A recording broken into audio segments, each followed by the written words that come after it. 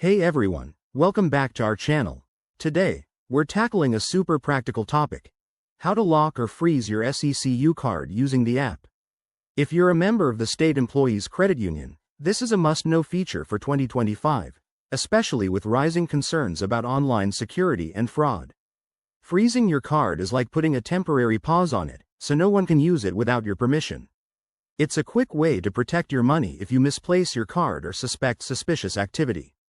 First things first, make sure you have the SECU mobile app installed on your smartphone.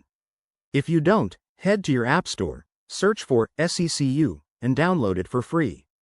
Once that's done, open the app and log in with your username and password.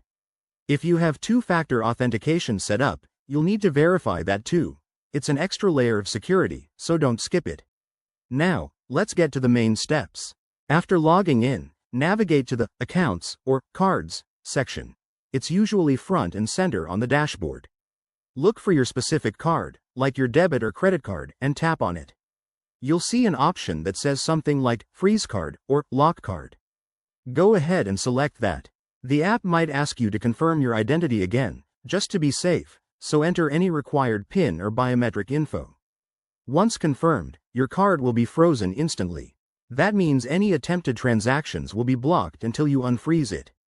To unfreeze, just follow the same steps and look for the Unfreeze or Activate option.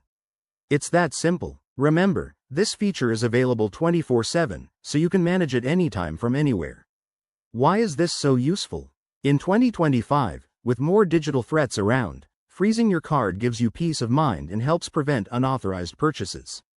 If you're traveling or shopping online, you can easily toggle it on and off. Pro tip: always keep an eye on your account activity through the app to stay one step ahead. There you have it.